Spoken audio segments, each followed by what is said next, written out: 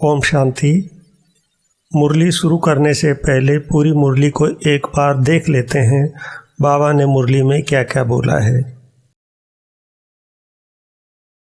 बाबा ने सार में कहा है, देही अभिमानी बनने की प्रैक्टिस करो। इस प्रैक्टिस से ही हम पुण्य आत्मा बनेंगे।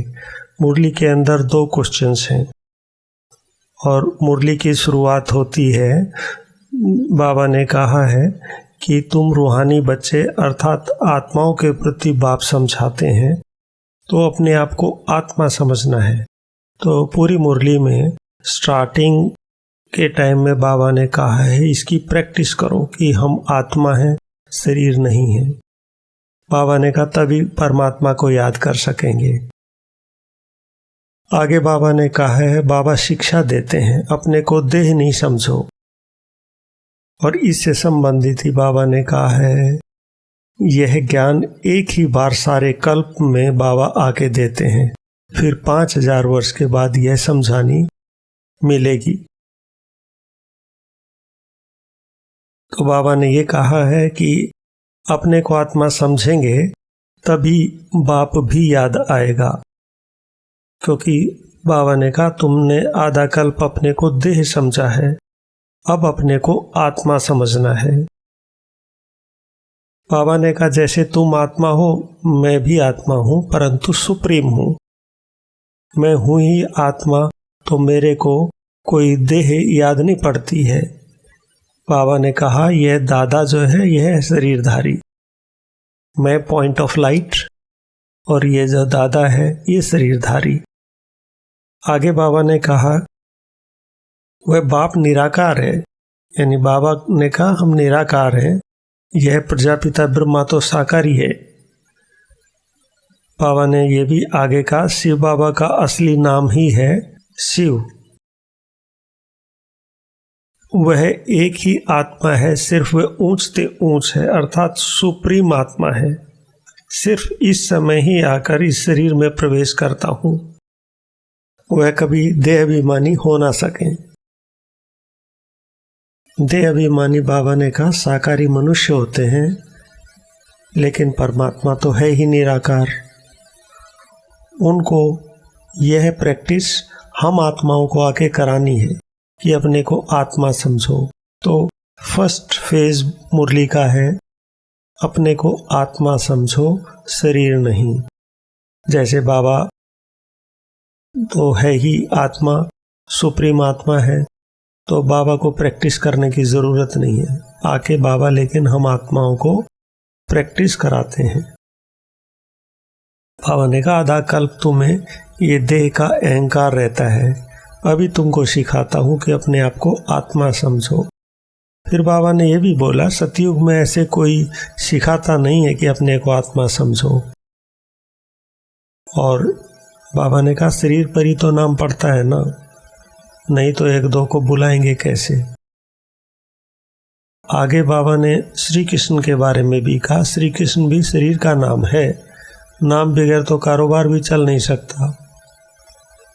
फिर आगे तीसरा पॉइंट मुरली का शुरू होता है, ऐसे नहीं कि वहां यह कहेंगे कि अपने आप को आत्मा समझो। बाबा ने कहा यह प्रैक्टिस तुम्हें अभी कराई जाती है।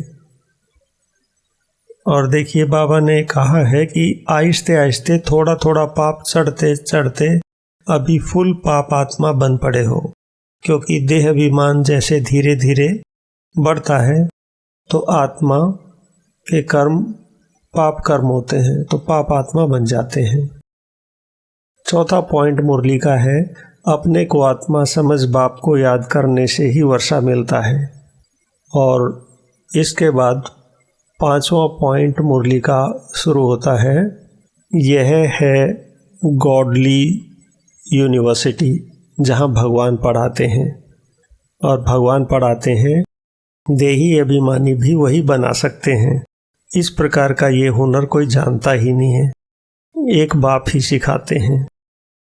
इसके बाद नेक्स्ट पॉइंट आता है, यह कहावत है जिनके माथे मामला वह कैसे नींद करें। तो बाबा ने कहा बहुत धंधा आदि टू मच होता है तो फुर्सत नहीं मिलती, और जिनको फुर्सत है वह आते हैं बाबा के सामने पुरुषार्थ करने के लिए। फिर 7वां पॉइंट मुरली का शुरू होता है, गीता में भी यह अक्षर है, मुझ बाप को याद करो तो तुम्हारे विकर्म विनाश हो जाएं। इसकी डिटेल है।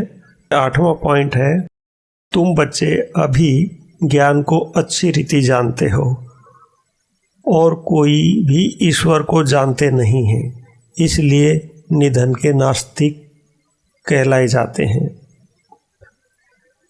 नेक्स्ट पॉइंट है, भारत जो शिवालय था सो अब वैशाल्य है।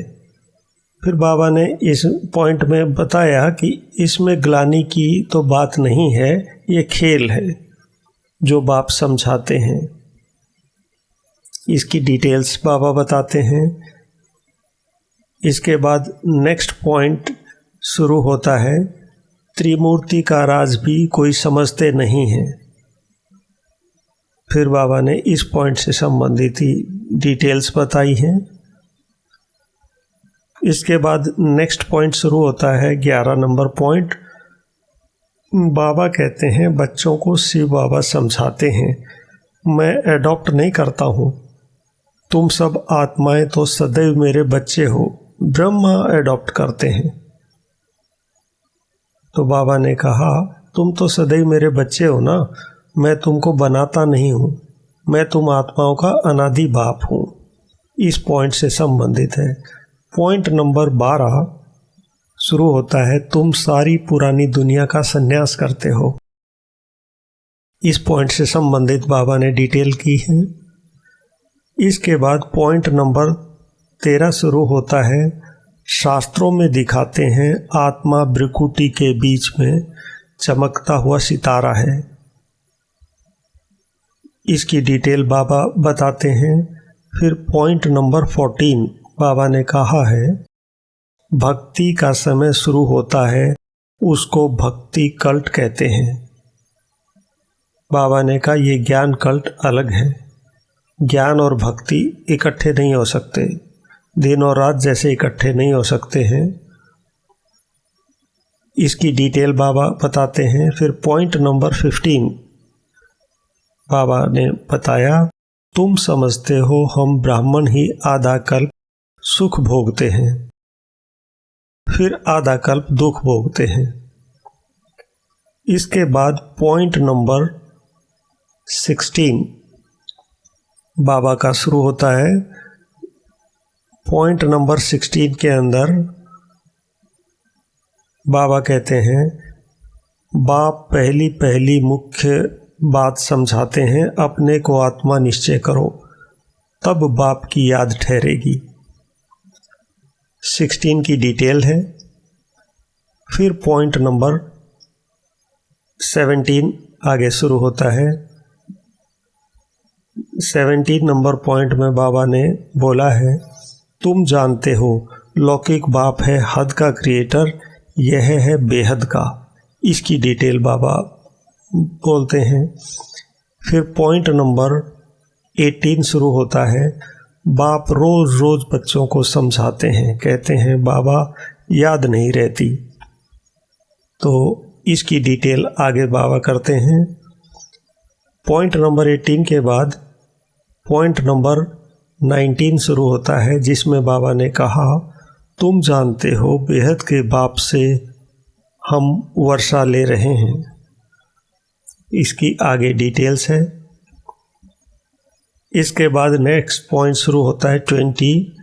इसमें बाबा ने कहा, ज्ञान तो एक ही बार मिलता है, यह है अव्यभिचारी ज्ञान, जिसकी आधा कल्प के लिए हमें प्रारब्ध मिलती है। ऐसे टोटल 20 पॉइंट्स आज की मुरली के अंदर हैं। अब मुरली डिटेल में विधिवत सुनते हैं। ओम शांति। ओम शांति। आज 1 अक्टूबर 2024 बाबा के महावाक्य है, मीठे बच्चे देही अभिमानी बनने की प्रैक्टिस करो। इस प्रैक्टिस से ही तुम पुण्य आत्मा बन सकेंगे। प्रश्न है, किस एक नॉलेज के कारण तुम बच्चे सदा हर्षित रहते हो? उत्तर है, तुम्हें नॉलेज मिली है कि यह नाटक बड़ा वंडरफुल बना हुआ है। इसमें हर एक एक्टर का अविनाशी पार्ट नोंधा हुआ है। सब अपना अपना पार्ट बजा रहे हैं। इस कारण तुम सदा हर्षित रहते हो। दूसरा प्रश्न है, कौन सा एक हुनर बाप के पास ही है, दूसरों के पास नहीं? उत्तर है, देही अभिमानी बनाने का हुनर एक बाप के पास है, क्योंकि वह खुद सदा देही है, सुप्रीम है। यह हुनर किसी भी मनुष्य को आ नहीं सकता। ओम शांति। रूहानी बच्चों अर्थात आत्माओं प्रति बाप बैठ समझाते हैं, अपने को आत्मा तो समझना है ना।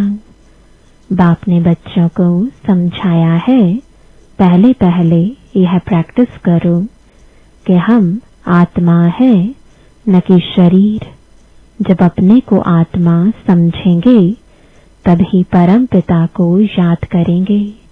अपने को आत्मा नहीं समझेंगे तो फिर जरूर लौकिक संबंधी धंधा आदि ही याद आता रहेगा। इसलिए पहले पहले तो यह प्रैक्टिस होनी चाहिए कि मैं आत्मा हूँ, तो फिर रूहानी बाप की याद ठहरेगी। बाप यह शिक्षा देते हैं कि अपने को देह नहीं समझो। यह ज्ञान बाप एक ही बार सारे कल्प में देते हैं, फिर 5000 वर्ष बाद यह समझानी मिलेगी। अपने को आत्मा समझेंगे तो बाप भी याद आएगा। आधा कल्प तुमने अपने को देह समझा है, अब अपने को आत्मा समझना है। जैसे तुम आत्मा हो, मैं भी आत्मा ही हूँ, परंतु सुप्रीम हूँ। मैं हूँ ही आत्मा, तो मेरे को कोई देह याद पड़ती ही नहीं। यह दादा तो शरीरधारी है ना, वह बाप है निराकार। यह प्रजापिता ब्रह्मा तो साकारी हो गया। शिव बाबा का असली नाम है ही शिव, वह है ही आत्मा। सिर्फ वह ऊंच ते ऊंच अर्थात सुप्रीम आत्मा है। सिर्फ इस समय ही आकर इस शरीर में प्रवेश करता हूँ। वह कभी देह अभिमानी हो ना सके। देह अभिमानी साकारी मनुष्य होते हैं, वह तो है ही निराकार। उनको आकर यह प्रैक्टिस करानी है। कहते हैं तुम अपने को आत्मा समझो। मैं आत्मा हूँ, आत्मा हूँ, यह पाठ बैठ कर पढ़ो। मैं आत्मा शिव बाबा का बच्चा हूँ। हर बात की प्रैक्टिस चाहिए ना। बाप कोई नई बात नहीं समझाते हैं। तुम जब अपने को आत्मा पक्का पक्का समझेंगे तब बाप भी पक्का याद रहेगा। देह अभिमान होगा तो बाप को याद कर नहीं सकेंगे। आधा कल्प तुमको देह का अहंकार रहता है। अभी तुमको सिखाता हूँ कि अपने को आत्मा समझो। सतयुग में ऐसे कोई सिखाता नहीं है कि अपने को आत्मा समझो। शरीर पर नाम तो पड़ता ही है, नहीं तो एक दो को बुलावे कैसे। यहाँ तुमने बाप से जो वर्षा पाया है वही प्रारब्ध वहाँ पाते हो। बाकी बुलाएंगे तो नाम से ना। श्री कृष्ण भी शरीर का नाम है ना। नाम बगैर तो कारोबार आदि चल ना सके। ऐसे नहीं कि वहाँ यह कहेंगे कि अपने को आत्मा समझो। वहाँ तो आत्म अभिमानी रहते ही हैं। यह प्रैक्टिस तुमको अभी कराई जाती है, क्योंकि पाप बहुत चढ़े हुए हैं। आहिस्ते आहिस्ते थोड़ा थोड़ा पाप चढ़ते चढ़ते अभी फुल पाप आत्मा बन पड़े हो। आधा कल्प के लिए जो कुछ किया वह खलास भी तो होगा ना। आहिस्ते आहिस्ते कम होता जाता है। सतयुग में तुम सतो प्रधान हो, त्रेता में सतो बन जाते हो। वर्षा अभी मिलता है। अपने को आत्मा समझ बाप को याद करने से ही वर्षा मिलता है। यह देही अभिमानी बनने की शिक्षा बाप अभी देते हैं। सतयुग में यह शिक्षा नहीं मिलती। अपने अपने नाम पर ही चलते हैं। यहाँ तुम हर एक को याद के बल से पाप आत्मा से पुण्य आत्मा बनना है। सतयुग में इस शिक्षा की दरकार ही नहीं। न तुम यह शिक्षा वहां ले जाते हो, वहां न यह ज्ञान न योग ले जाते हो। तुमको पतित से पावन अभी ही बनना है। फिर आहिस्ते आहिस्ते कला कम होती है।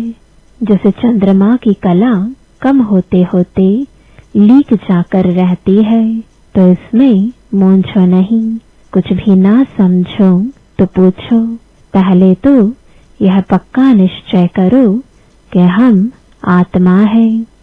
तुम्हारी आत्मा ही अभी तमो प्रधान बनी है। पहले सतो प्रधान थी, फिर दिन प्रतिदिन कला कम होती जाती है।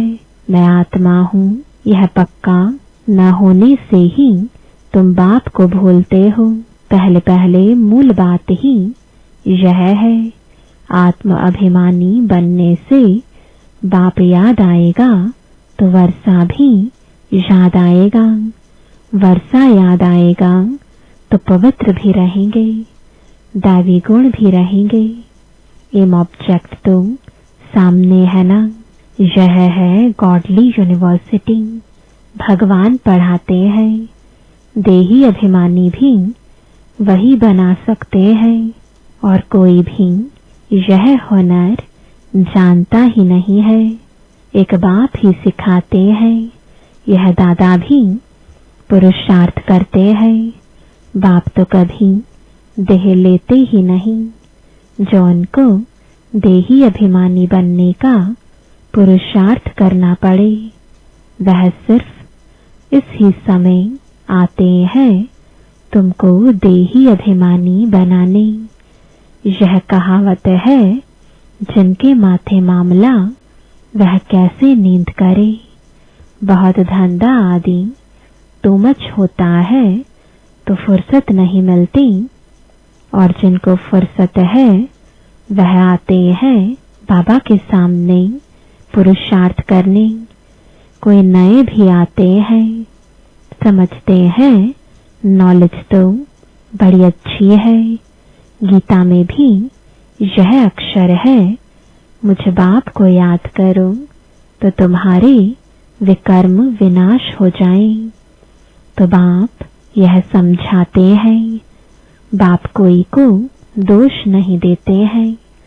यह तो जानते हैं तुमको पावन से पतित बनना ही है, और हमको आकर पतित से पावन बनना ही है। यह बना बनाया ड्रामा है। इसमें कोई के निंदा की बात नहीं। तुम बच्चे अभी ज्ञान को अच्छी रीति जानते हो, और तो कोई भी ईश्वर को जानते ही नहीं। इसलिए निधन के नास्तिक कहलाए जाते हैं।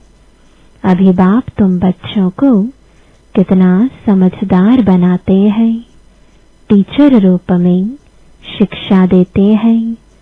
कैसे यह सृष्टि का चक्र चलता है, यह शिक्षा मिलने से तुम भी सुधरते हो। भारत जो शिवालय था सो अब वैश्यालय है ना। इसमें ग्लानि की तो बात ही नहीं। यह खेल है। जब आप समझाते हैं तुम देवता से असुर कैसे बने हो, ऐसे नहीं कहते क्यों बने। बाप आए ही हैं बच्चों को अपना परिचय देने और सृष्टि का चक्र कैसे फिरता है यह नॉलेज देते हैं। मनुष्य ही जानेंगे ना, अभी तुम जानकर फिर देवता बनते हो। यह पढ़ाई है मनुष्य से देवता बनने की, जो बाप ही बैठ पढ़ाते हैं। यहाँ तो सब मनुष्य ही मनुष्य है, देवता तो इस सृष्टि पर आ नहीं सकते जो टीचर बनकर पढ़ाए। पढ़ाने वाला बाप देखो कैसे पढ़ाने आते हैं। गायन भी है, परमपिता परमात्मा कोई रथ लेते हैं। यह पूरा नहीं लिखते कि कौन सा रथ लेते हैं। त्रिमूर्ति का राज भी कोई समझते नहीं। परम पिता अर्थात परम आत्मा वो जो है सो अपना परिचय तो देंगे ना। अहंकार की बात नहीं, न समझने के कारण कहते हैं इनमें अहंकार है। यह ब्रह्मा तो कहते नहीं कि मैं परमात्मा हूँ। यह तो समझ की बात है, यह तो बाप के महावाक्य है। सभी आत्माओं का बाप एक है, इनको दादा कहा जाता है। यह भाग्यशाली रथ है ना। नाम भी ब्रह्मा रखा है क्योंकि ब्राह्मण चाहिए ना। आदिदेव प्रजापिता ब्रह्मा है, प्रजा का पिता है। अब प्रजा कौन सी? प्रजापिता ब्रह्मा शरीरधारी है तो एडॉप्ट किया ना। बच्चों को शिव बाबा समझाते हैं मैं एडॉप्ट नहीं करता हूँ। तुम सब आत्माएं तो सदैव मेरे बच्चे हो ही। मैं तुमको बनाता नहीं हूँ। मैं तो तुम आत्माओं का अनादि बाप हूँ। बाप कितना अच्छी रीति समझाते हैं, फिर भी कहते हैं अपने को आत्मा समझो। तुम सारी पुरानी दुनिया का संन्यास करते हो। बुद्धि से जानते हैं सब वापस जाएंगे इस दुनिया से। ऐसे नहीं संन्यास कर जंगल में जाना है। सारी दुनिया का संन्यास कर हम अपने घर चले जाएंगे। इसलिए कोई भी चीज याद न आए सिवाय एक बाप के। 60 वर्ष की आयु हुई तो फिर वाणी से परे वानप्रस्थ में जाने का पुरुषार्थ करना चाहिए। यह वानप्रस्थ की बात है अभी की। भक्ति मार्ग में तो वानप्रस्थ का किसको पता ही नहीं है। वानप्रस्थ का अर्थ नहीं बता सकते हैं। वाणी से परे मूल वतन को कहेंगे। वहाँ सभी आत्माएं निवास करती हैं, तो सबकी वानप्रस्थ अवस्था है। सबको जाना है घर। शास्त्रों में दिखाते हैं आत्मा भ्रुकुटी के बीच चमकता हुआ सितारा है। कई समझते हैं आत्मा अंगुष्ठे मिसल है। अंगुष्ठे मिसल को ही याद करते हैं। स्टार को याद कैसे करें, पूजा कैसे करें? तो बाप समझाते हैं तुम देह अभिमान में जब आते हो तो पुजारी बन जाते हो। भक्ति का समय शुरू होता है, उसको भक्ति कल्ट कहते हैं। ज्ञान कल्ट अलग है। ज्ञान और भक्ति इकट्ठे नहीं हो सकते। दिन और रात इकट्ठे नहीं हो सकते। दिन सुख को कहा जाता और रात दुख अर्थात भक्ति को कहा जाता है। कहते हैं प्रजापिता ब्रह्मा का दिन और फिर रात, तो प्रजा और ब्रह्मा जरूर दोनों ही इकट्ठे होंगे ना। तुम समझते हो हम ब्राह्मण ही आधा कल्प सुख भोगते हैं, फिर आधा कल्प दुख। यह बुद्धि से समझने की बात है। यह भी जानते हो सब बाप को याद नहीं कर सकते हैं, फिर भी बाप खुद समझाते रहते हैं, अपने को आत्मा समझो और मुझे याद करो तो तुम पावन बन जाएंगे। यह पैगाम सबको पहुंचाना है, सर्विस करनी है। जो सर्विस ही नहीं करते तो वह फूल नहीं ठहरे। बागवान बगीचे में आएंगे तो उनको फूल ही सामने चाहिए। जो सर्विसेबल है बहुतों का कल्याण करते हैं। जिनको देह अभिमान है वह खुद भी समझेंगे हम फूल तो है नहीं। बाबा के सामने तो अच्छे अच्छे फूल बैठे हैं, तो बाप की उन पर नजर जाएगी। डांस भी अच्छा चलेगा। ब्रैकेट में डांसिंग गर्ल का मिसाल। स्कूल में भी टीचर तो जानते हैं ना कौन नंबर 1 कौन नंबर 2 3 में है।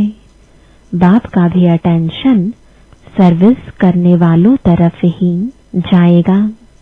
दिल पर भी वह चढ़ते हैं। डिससर्विस करने वाले थोड़े ही दिल पर चढ़ते। बाप पहली पहली मुख्य बात समझाते हैं, अपने को आत्मा निश्चय करो, तब बाप की याद ठहरेगी। देह अभिमान होगा तो बाप की याद ठहरेगी नहीं। लौकिक संबंधियों तरफ, धंधे धोरी तरफ बुद्धि चली जाएगी। देही अभिमानी होने से पारलौकिक बाप ही याद आएगा। बाप को तो बहुत प्यार से याद करना चाहिए। अपने को आत्मा समझना, इसमें मेहनत है, एकांत चाहिए। 7 रोज की भट्ठी का कोर्स बहुत कड़ा है।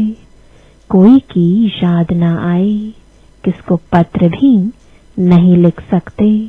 यह भट्ठी तुम्हारी शुरू की थी, यहाँ तो सबको रख नहीं सकते, इसलिए कहा जाता है घर में रहकर प्रैक्टिस करो। भक्त लोग भी भक्ति के लिए अलग कोठी बना देते हैं, अंदर कोठरी में बैठ माला सिमरते हैं। तो इस याद की यात्रा में भी एकांत चाहिए। एक बाप को ही याद करना है। इसमें कुछ जबान चलाने की भी बात नहीं है। इस याद के अभ्यास में फुर्सत चाहिए। तुम जानते हो लौकिक बाप है हद का क्रिएटर, यह है बेहद का। प्रजापिता ब्रह्मा तो बेहद का ठहराना। बच्चों को एडॉप्ट करते हैं, शिव बाबा एडॉप्ट नहीं करते हैं। उनके तो बच्चे सदैव हैं ही। तुम कहेंगे शिव बाबा के हम बच्चे आत्माएं अनादि हैं ही। ब्रह्मा ने तुमको एडॉप्ट किया है। हर एक बात अच्छी रीति समझने की है। बाप रोज रोज बच्चों को समझाते हैं, कहते हैं बाबा याद नहीं रहती। बाप कहते हैं इसमें थोड़ा समय निकालना चाहिए। कोई कोई ऐसे होते हैं जो बिल्कुल समय दे नहीं सकते। बुद्धि में काम बहुत रहता है, फिर याद की यात्रा कैसे हो। बाप समझाते हैं मूल बात ही यह है, अपने को आत्मा समझ मुझ बाप को याद करो तो तुम पावन बन जाएंगे। मैं आत्मा हूँ, शिव बाबा का बच्चा हूँ, यह मन मना भव हो आना। इसमें मेहनत चाहिए, आशीर्वाद की बात नहीं। यह तो पढ़ाई है, इसमें कृपा व आशीर्वाद नहीं चलती। मैं कभी तुम्हारे ऊपर हाथ रखता हूँ क्या? तुम जानते हो बेहद के बाप से हम वर्षा ले रहे हैं। अमर भव, आयुष्मान भव, इसमें सब आ जाता है। तुम फुल एज यानी आयु पाते हो। वहाँ कभी अकाले मृत्यु नहीं होती। यह वर्षा कोई साधु संत आदि दे नहीं सकते। वह कहते हैं पुत्रवान भव, तो मनुष्य समझते उनकी कृपा से बच्चा हुआ है। बस जिनको बच्चा नहीं होगा वह जाकर उनका शिष्य बनेंगे। ज्ञान तो एक ही बार मिलता है। यह है अव्यभिचारी ज्ञान, जिसकी आधा कल्प प्रारब्ध चलती है। फिर है अज्ञान। भक्ति को अज्ञान कहा जाता है। हर एक बात कितना अच्छी रीति समझाई जाती है। अच्छा, मीठे मीठे सिखिलदे बच्चों प्रति माता पिता बाप दादा का याद प्यार और गुड मॉर्निंग। रूहानी बाप की रूहानी बच्चों को नमस्ते। रूहानी बच्चों की रूहानी बाप दादा को गुड मॉर्निंग और नमस्ते। धारणा के लिए मुख्य सार है। पहला, अभी वानप्रस्थ अवस्था है, इसलिए बुद्धि से सब कुछ संन्यास कर एक बाप की याद में रहना है। एकांत में बैठ अभ्यास करना है। हम आत्मा है, आत्मा है। दूसरा, सर्विसेबल फूल बनना है। देह अभिमानवश ऐसा कोई कर्म नहीं करना है जो डिससर्विस हो जाए। बहुतों के कल्याण के निमित्त बनना है। थोड़ा समय याद के लिए अवश्य निकालना है। वरदान है परमात्म ज्ञान की नवीनता, पवित्रता को धारण करने वाले सर्व लगावों से मुक्त भव। इस परमात्म ज्ञान की नवीनता ही पवित्रता है। फलक से कहते हो कि आग का पूस इकट्ठा रहते भी आग नहीं लग सकती। विश्व को आप सबकी यह चैलेंज है कि पवित्रता के बिना योगी व ज्ञानी तो आत्मा नहीं बन सकते। तो पवित्रता अर्थात संपूर्ण लगाव मुक्त, किसी भी व्यक्ति व साधनों से भी लगाव ना हो, ऐसी पवित्रता द्वारा ही प्रकृति को पावन बनाने की सेवा कर सकेंगे। स्लोगन है, पवित्रता आपके जीवन का मुख्य फाउंडेशन है। धरत पर ये धर्म न छोड़िए। ओम शांति।